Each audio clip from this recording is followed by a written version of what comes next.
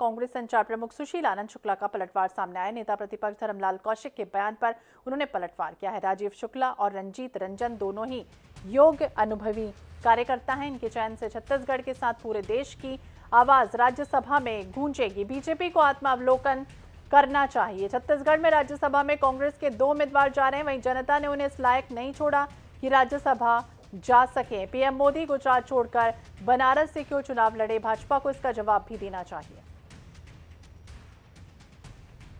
तो सुशील आनंद शुक्ला ने पलटवार किया। नेता प्रतिपक्ष धर्मलाल कौशिक के बयान पर उन्होंने पलटवार किया। बनारस से क्यों चुनाव लड़े, गुजरात छोड़कर प्रधानमंत्री पर भी निशाना साधा, वहीं भाजपा को इसका जवाब देना चाहिए। ये बातें रखते हुए नजर आए हैं। तो भाजपा को इसका जवाब देना चाहिए। जिस तरह से 2 उम्मीदवार घोषित कर दिए गए हैं, छत्तीसगढ़ से स्थानीयों को तवज्जो नहीं मिली है। कांग्रेस संचार प्रमुख है सुशील आनंद शुक्ला, उन्होंने पलटवार किया है। रायपुर से इस वक्त की बड़ी खबर, जहां नेता प्रतिपक्ष धर्मलाल कौशिक के बयान पर उन्होंने पलटवार किया है। तो प्रदेश कांग्रेस का एक भी कार्यकर्ता राज्यसभा के लिए योग्य प्रत्याशी नहीं हो सकता। 2 दूतों को क्यों भेजा जा रहा है? कांग्रेस कार्यकर्ताओं के पास अब बोरेबासी उत्सव के अलावा कोई और काम शेष नहीं है। नेता प्रतिपक्ष धर्मलाल कौशिक ने इस तरह का ट्वीट किया। राजीव शुक्ल और श्रीमती रंजीत रंजन को कांग्रेस आला कमान ने छत्तीसगढ़ से राज्यसभा का प्रत्याशी बनाया है। निश्चित तौर पर दोनों ही बड़े योग्य, अनुभवी और कांग्रेस के समर्पित कार्यकर्ता हैं और इनकी उम्मीदवारी से राज्यसभा में इनके चयन से न सिर्फ छत्तीसगढ़ बल्कि देश की आवाज़, देश की प्रबुद्ध आवाज़ राज्यसभा में गूंजेगी। हम सब कांग्रेस जन इससे प्रसन्नचित हैं।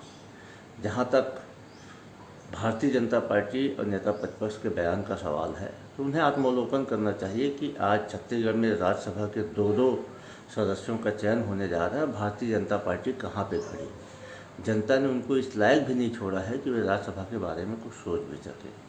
और राज्यसभा लोकसभा क्षेत्र और राज्य की सीमा के बाहर होते हैं। यदि ऐसी स्थिति है तो गुजरात से जाके बनारस में नरेंद्र मोदी क्यों चुनाव लड़े थे? भारतीय जनता पार्टी को इसका जवाब देना चाहिए। स्मृति ईरानी गुजरात से जाकर अमेठी में क्यों चुनाव लड़ी थी? राज्यसभा में, लोकसभा में अपने राजनीतिक परिस्थितियों के अनुसार से पार्टियां निर्णय करती हैं और इसमें अनावश्यक बयानबाजी भारतीय जनता पार्टी की ओछी मानसिकता को दर्शाता है। रायपुर से खबर है, राज्यसभा में छत्तीसगढ़ के लोगों को मौका नहीं मिला। इस पर प्रदेश कांग्रेस भी दुखी है और अब तक सीएम, पीसीसी चीफ, किसी मंत्री ने उम्मीदवारों को बधाई नहीं दी। पीसीसी के ट्विटर हैंडल से भी कोई बधाई मैसेज नहीं आया। छत्तीसगढ़ से रंजीत रंजन और राजीव शुक्ला राज्यसभा उम्मीदवार होंगे। छत्तीसगढ़ से रंजीत रंजन और राजीव शुक्ला राज्यसभा के उम्मीदवार होंगे। रायपुर से बड़ी खबर आपको बता दें, पीसीसी के ट्विटर हैंडल से भी अभी तक जो उम्मीदवार है उनको लेकर किसी तरह का बधाई संदेश नहीं आया। और छत्तीसगढ़ से रंजीत रंजन और राजीव शुक्ला राज्यसभा के उम्मीदवार हैं कांग्रेस के। आपको बता दें, कल ही ये सूची सामने आई और इसे लेकर पहले से ही सवाल है कि छत्तीसगढ़ से जब दिग्गज इस पूरी रेस में शामिल थे, तब उनमें से किसी को मौका क्यों नहीं दिया गया? बाहरी व्यक्तियों के नाम क्यों इसमें शामिल है? बाहरी कैंडिडेट्स क्यों इसमें खड़े हो रहे हैं? ऐसे में अब तक सीएम, पीसीसी चीफ, किसी मंत्री ने बधाई नहीं दी है इन कैंडिडेट्स को। इसे लेकर यह माना जा रहा है कि जो प्रदेश कांग्रेस है वो भी कहीं ना कहीं आलाकमान के इस निर्णय से संतुष्ट नहीं है, क्योंकि छत्तीसगढ़ का नाम इस लिस्ट में नहीं है। राज्यसभा के जो उम्मीदवार हैं, जो 2 सीटें खाली हो रही जिन पर चुनाव होने, उसमें राज्यसभा में छत्तीसगढ़ के लोगों को मौका नहीं मिला और यही वजह मानी जा रही है कि अब तक प्रदेश कांग्रेस के किसी भी ऑफिशियल हैंडल से अभी तक बधाई संदेश नहीं दिया गया है। छत्तीसगढ़ से घोषित उम्मीदवारों को रंजीत रंजन और राजीव शुक्ला के नाम राज्यसभा उम्मीदवार के तौर पर कांग्रेस ने कल जारी किए थे। एआईसीसी ने लेटर हेड जारी किया था और अब तक पीसीसी के ट्विटर हैंडल से भी कोई बधाई संदेश नहीं आया। न ही सीएम ने बधाई दी और न ही किसी मंत्री और विधायक ने इन दोनों कैंडिडेट्स को बधाई दी है। छत्तीसगढ़ से राज्यसभा के उम्मीदवार के तौर पर राज्यसभा में छत्तीसगढ़ के लोगों को मौका नहीं मिलने से ये माना जा रहा है कि कांग्रेस भी कहीं ना कहीं असंतुष्ट है आलाकमान के इस निर्णय से और कहीं ना कहीं कांग्रेस में भी मायूसी है। और अब तक आपको बता दें, सीएम, पीसीसी चीफ, मंत्री ने अपने ट्विटर हैंडल से, सोशल मीडिया पेज के जरिए भी किसी तरह का कोई बधाई संदेश इन दोनों कैंडिडेट्स को नहीं दिया है।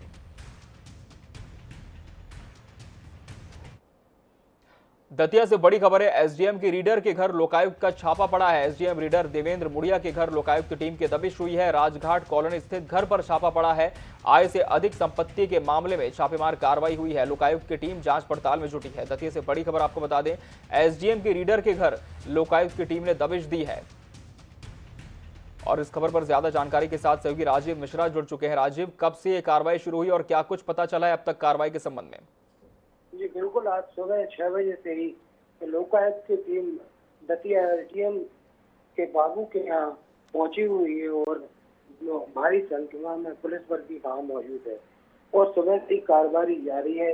लगातार लोकायुक्त को ये सूचना मिल रही थी, शिकायतें मिल रही थी कि एसडीएम के बाबू के पास आय से अधिक संपत्ति है और उस संपत्ति की जांच करने के लिए आज सुबह से ही टीम पहुंची हुई है और जांच में जुटी हुई है। अभी भी जांच जारी है, अभी कुछ स्पष्ट तो नहीं हुआ है लेकिन जांच चल रही है।